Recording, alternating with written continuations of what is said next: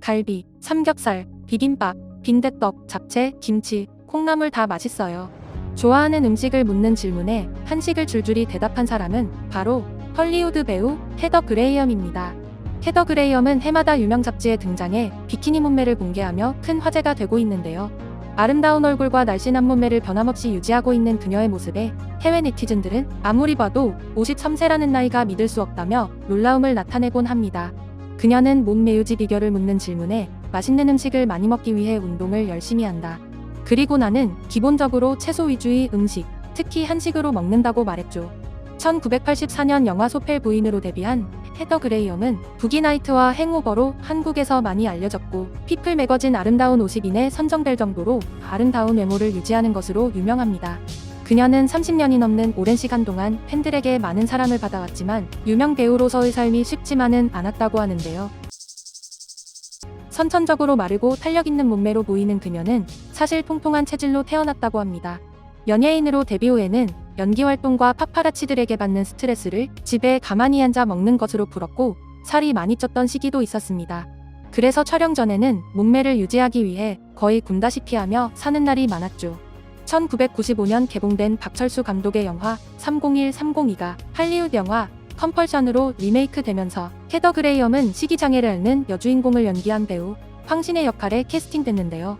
특히 그녀는 거식증 환자 캐릭터를 완벽하게 소화하기 위해 급격한 다이어트를 시작한 것으로 알려졌습니다. 평소에도 살이 찌는 것을 두려워해 샐러드만 조금 먹고 거의 음식을 먹지 않고 지냈지만 거식증 연기를 위해 살을 빼고 나서는 정신까지 피폐해지고 말았죠. 그러던 2010년 한국을 방문하면서 그녀의 인생은 완전히 바뀌게 되는데요.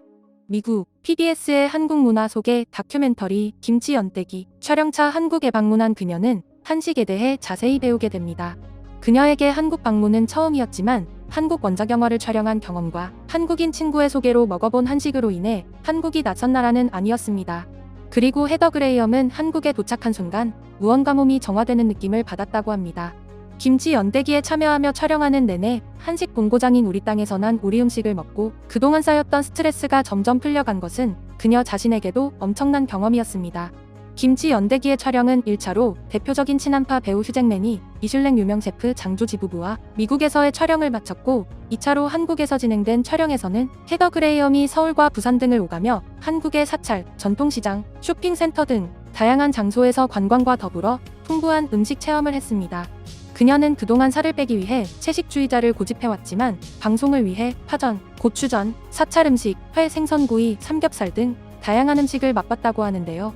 그리고 채식만이 건강한 음식이 아니며 제철 채소와 좋은 재료로 만든 한식이 자신의 몸을 위해 진정으로 좋은 음식이라는 것을 깨닫게 된 거죠.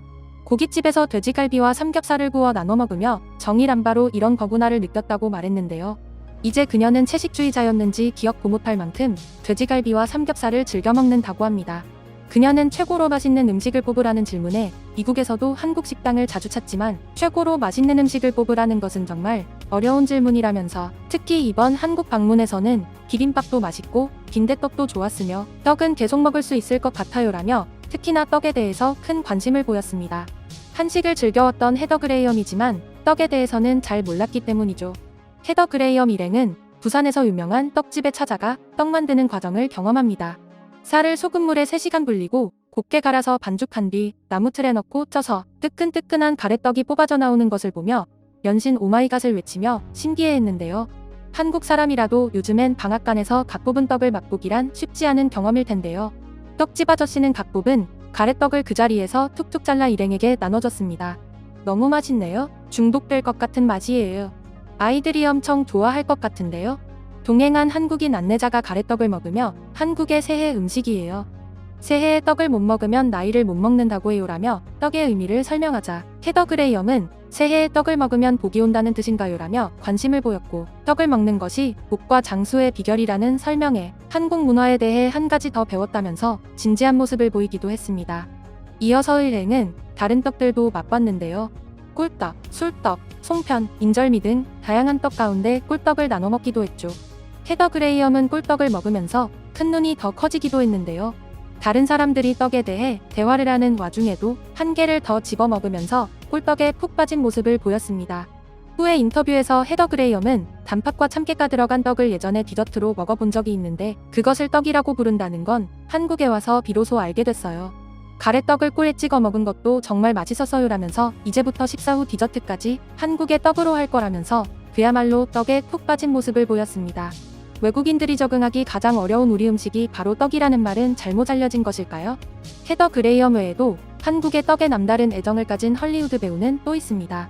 마블 스튜디오의 토르, 원다비전 등에 출연해 독특한 매력을 발산한 캣 데닝스가 그 주인공인데요.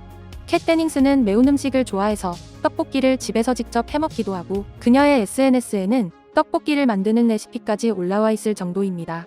고추장을 듬뿍 넣고 끓인 물에 떡을 넣고 만들어낸 다소 간단한 레시피로 보이지만 완성된 떡볶이는 매우 맛있어 보이는데요. 엉뚱한 매력의 캣 데닝스는 최근 SNS에 오징어 게임을 고소한다는 글을 올리기도 해 화제가 됐습니다. 캣 데닝스는 오징어 게임을 보고 있으면 엄청난 양의 칼로리가 소비됨. 다 봤는데 진이 다 빠져버린 것 같아. 일단 오징어 게임에 현존하는 상은 다 줘. 그리고 나는 오징어 게임을 고소할 거니까. 오징어 게임에 너무 푹 빠져 몰입한 나머지 자신을 지치게 만든 넷플릭스를 상대로 고소를 하겠다고 농담까지 한 캣 데닝스는 그 후에 기분 전환을 위해 떡볶이를 어김없이 해먹었다죠. 헐리우드 배우들뿐 아니라 미국, 현지인들도 한국의 떡을 찾는 경우가 많습니다. 설탕을 들이붓는 서양식 디저트보다 훨씬 건강한 데다 맛으로 보나 영양적으로 보나 아이들 간식으로도 너무 좋다는 것을 알게 됐기 때문이죠. 한 미국인 유튜버는 미국 현지에서 6종류의 떡을 먹는 영상으로 화제가 됐습니다. 꿀떡을 포함해 바람떡, 백설기, 인절미 등을 하나하나 맛본 그녀는 우열을 가리기가 힘들지만 참깨와 꿀이 들어간 꿀떡이 가장 맛있다면서 평을 하기도 했는데요. 그녀의 영상에는 수많은 댓글이 달렸습니다. 어디서 구할 수 있는지 궁금하다. 한국에 갔을 때 자주 먹었는데 이 영상을 보니까 한국 떡이 너무 그립다. 한국에서 먹어본 쫀득쫀득한 식감이 생각나. 어디서 구한 건지 알려주세요. 내 아이는 태권도를 배우는데 그곳에서 간식으로 떡을 줘서 먹어봤어요. 꿀떡은 모양도 귀엽고 정말 맛있어 보여. 꼭 한번 먹어보고 싶어. 댓글로 알 수 있듯이 많은 네티즌들이 유튜버가 떡을 어디서 구했는지를 궁금해했는데요. 사실 뉴욕에는 한국의 맛을 알리는 토종떡 브랜드가 큰 인기라고 합니다. 떡과 홍삼 디저트로 유명한 이곳의 떡은 수많은 행사장에 납품될 정도로 인기라고 하는데요.